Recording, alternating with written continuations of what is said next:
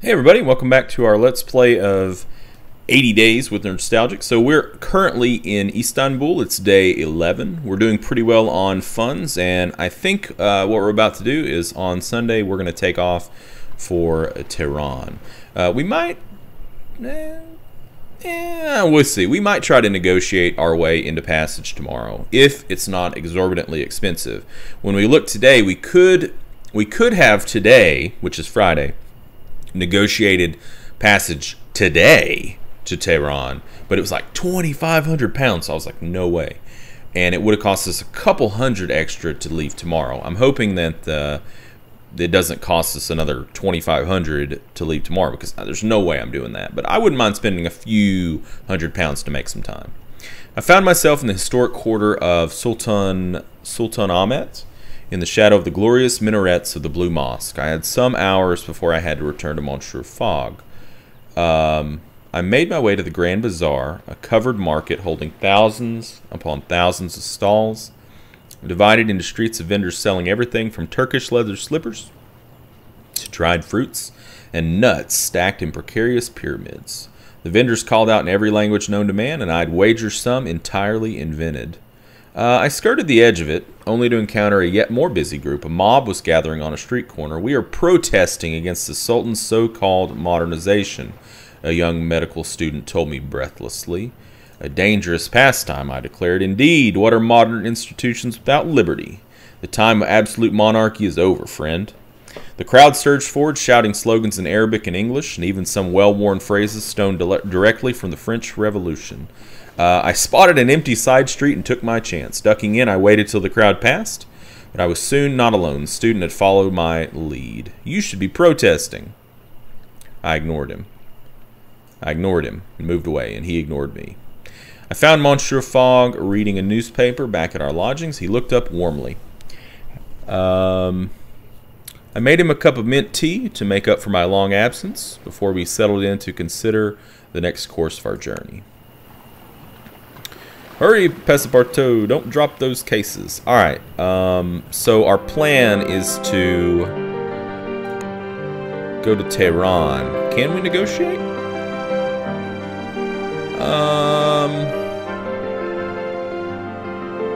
Yeah, let's do it. Let's do it. That'll get us there tomorrow at 7. I think that's worth. Or we'll leave tomorrow at 7. It'll get us there the next day. I woke this morning in the silks of an Ottoman harem girl. What? Worse yet, I was in the forbidden woman's apartments of Topkapi Palace. What? I had no memory of the previous night, at least none I wish to record, but quickly ascertained the peril of my position. Having no claim to Ottoman royalty and little desire to find myself drafted in the ranks of the unit guard, I bent my mind to thoughts of escape. There was only one option: keep my head down and run. After some confusion, shouting, and dashing about, I took a brief but refreshing swim in the Bosphorus and emerged intact into the gentle mid-morning sun, wearing a thoroughly rumpled suit of ladies' silks. Really? Okay, so now we have harem silks as well in Baku. We're going to have to sell something here. Probably the European train timetable. We'll keep the harem silks. You never know when I might have a little mood. Alright, market, are you going to open up?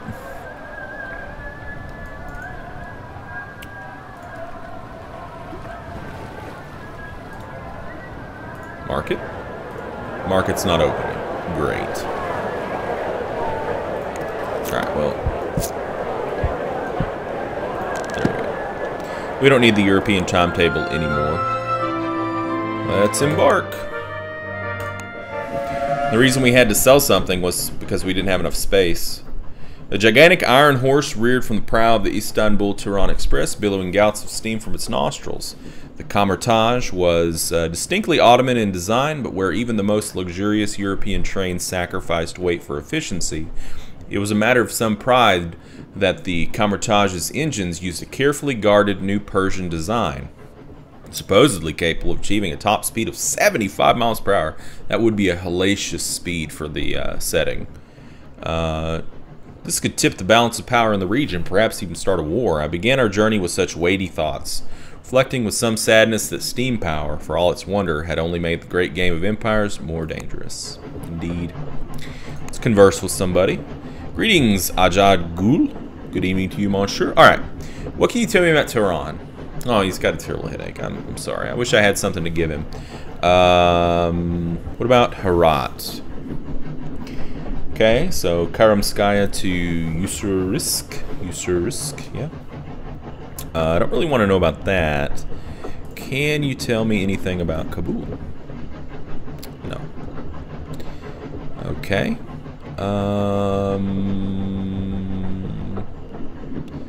Lahore? Have you heard that the fastest way to Lahore is via Herat? Okay, interesting. Can you tell me about Lahore? Lahore is only the third city in the world to boast a zoo. I really don't want to go through India again, though. Man, India was what started our downfall in our last run. The first day was short because of our evening departure, so we had just enough time to secure a compartment and settle my master, whose comfort was, as always, the highest priority.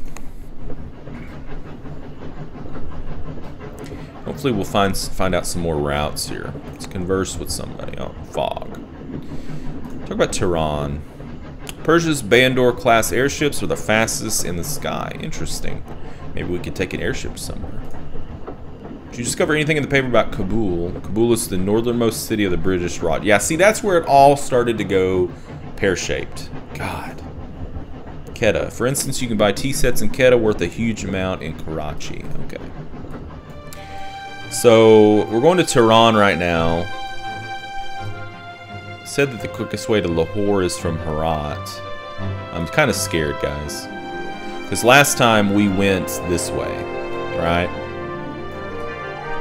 Yeah, we went by ship. We went up to Allahabad. Calcutta was... Chittagong was where it went nasty on us. So, I don't know. We'll see. We'll see. Things could work out just fine. With another long day of foggish calm beckoning, I fell into conversation with the thick-belt janissary on his way to a new posting. I asked him about his posting, which turned out to be at the Ottoman Embassy in Tehran. We talked a little bit about the recent pact between the Ottomans and Iran, sealed by the opening of the Istanbul-Tehran Railway. All will be well, he said, as we climbed into our berths for a well-earned night's sleep, as long as Russian ambitions do not threaten the peace. Indeed. Okay, converse. Oh, it's this guy again. I wonder if he still has a headache. Prime Minister is good influence on the young Shah. Okay. You've mentioned trains. I've been told Urga is connected to Beijing by rail. I'd really like to know more about the things that I'm asking about, sir. Salt Lake City to San Francisco. Man, this guy knows a lot about places. He knows a lot about everywhere that I don't want to know about.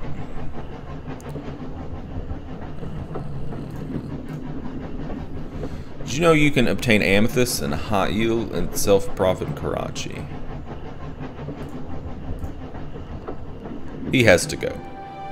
New route discovered. Urga to Beijing that runs down to Hong Kong.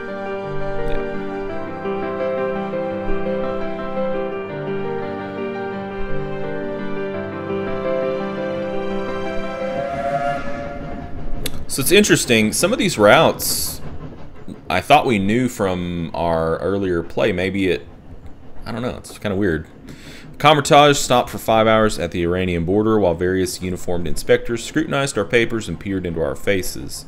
The janissary fielded the inspectors' questions for us, and we were spared the worst excesses of bureaucracy, for which I was sincerely grateful. So, for those of you who don't know, a janissary is a soldier.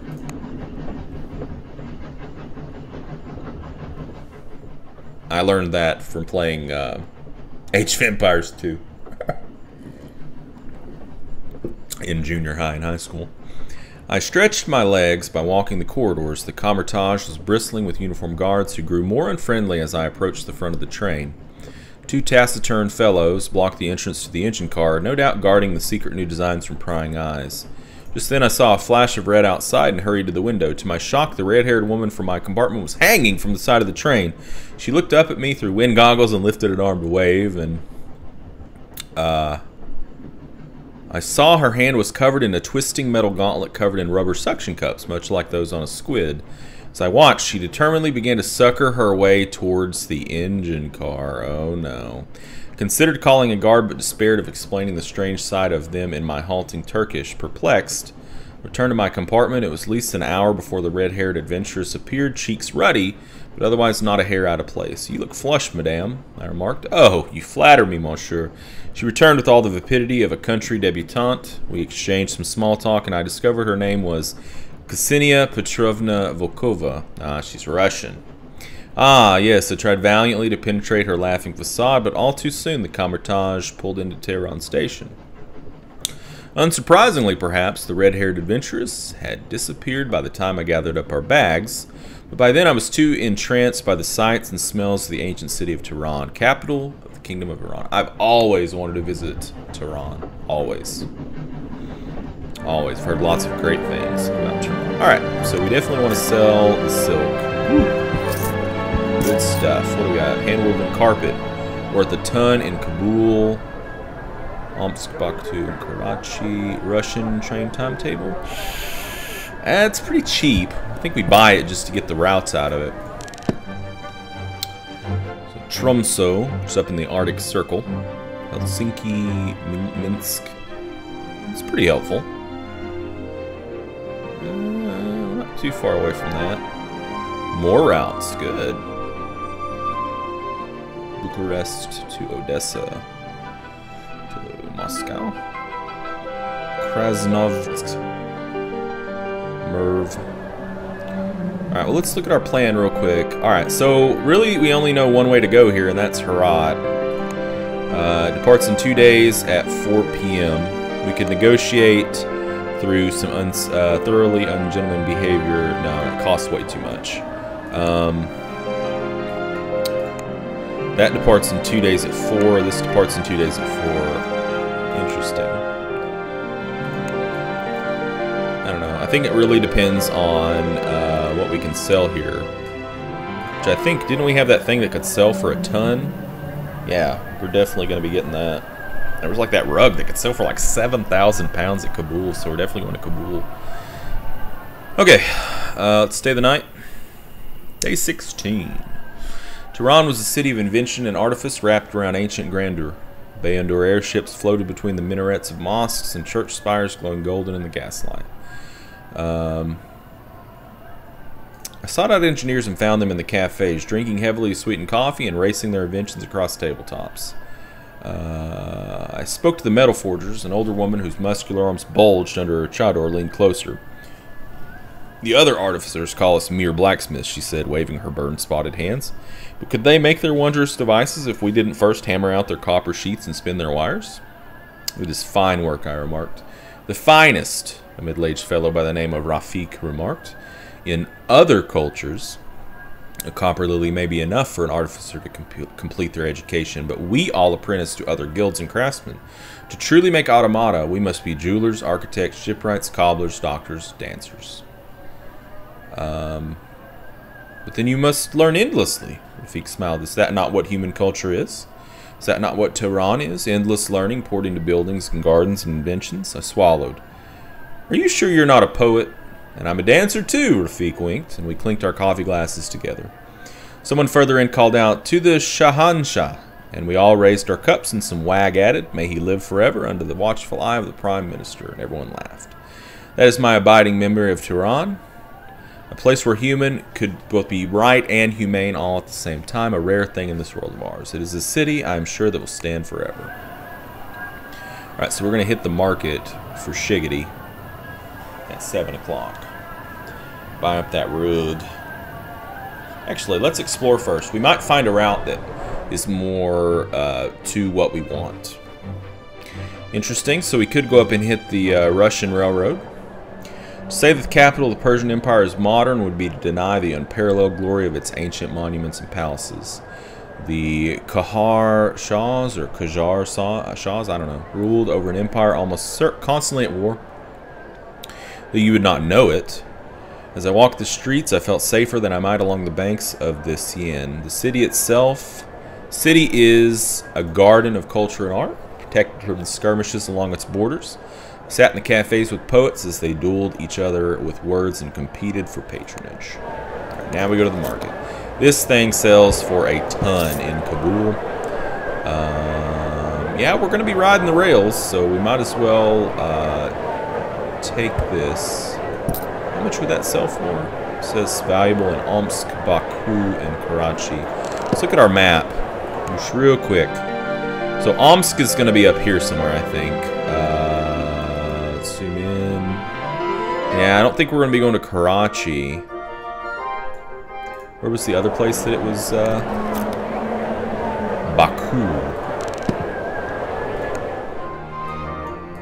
Baku? Where's Baku? There's Omsk. There's Baku. It's up here. So yeah, we're not going that direction. I think we can just leave. We're not gonna. We don't need to go to Herat. So it leaves tomorrow at 4. We could. The railway cap should change their minds. They're pretty demanding. Gonna cost us about £1,000, but yeah, let's do it. Let's do it. Because we can sell that rug there for like £7,000. So I'm completely fine with that. The Comertage has extended its route and it now ran from Istanbul through the Persian Empire and all the way to the British frontier city of Kabul. I was sorry to be leaving Tehran, a place of true possibility. Still, the Comertage left us in no doubt that we were leaving. Its engines fired and we rocketed away along the rails. Yeah, that's right. I'm the best valet ever.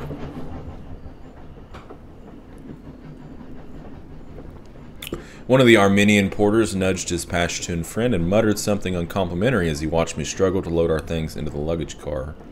I focused upon my task, but they continued to stare at me in discourteous fascination. "You look very strange for a servant," said the Armenian fellow, whose name turned out to be Abajian. I looked down at my serviceable ensemble. Well, I am a strange sort of servant, I admitted, thinking on the unconventional services I had performed for my master since we had departed London. They only laughed pityingly in response. Monsieur Abajian tucked a purple lambswool pashmina around my neck. "Perhaps this will help," he said rather hopelessly. I stroked the soft fabric as I returned to my compartment. Monsieur Fogg made no comment, distracted by the whistles and shouts which marked our departure from Tehran. Nice. So now we have the harem silks and the scarf. I woke to the gentle rumble of the train and dressed quickly, deciding to wind my scarf around my neck in dashing style. Monsieur Abajian was entirely correct in his sartorial assessment. The color suited my complexion very well. Monsieur Fogg took one look at me and raised an eyebrow. "Very vibrant," he remarked. "It was a gift," I said with a smile. "You do," he said dryly, "have a great facility for making friends." I do believe my master complimented me. I could scarcely credit it. I think it was a gift of pity rather than friendship, I replied honestly.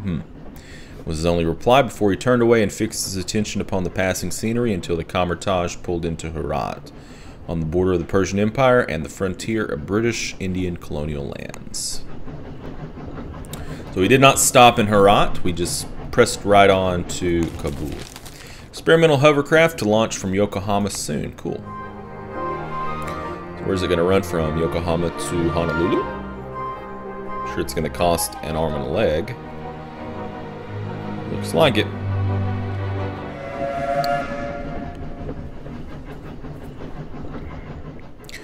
We had our papers inspected by a Persian customs officer with a pair of magnificent extending spectacles made of polished brass and engraved with the Farsi script along the arms.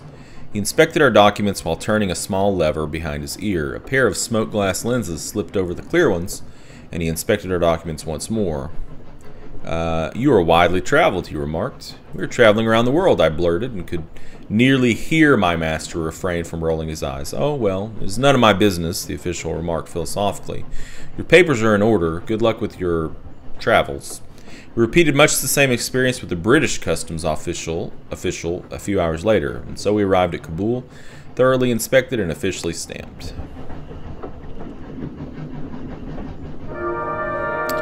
Alright, well, the hand-woven carpet could fetch us well, so indeed we're going to sell it. Boom! Look at that money. We got saffron. Crocus would do well in Calcutta.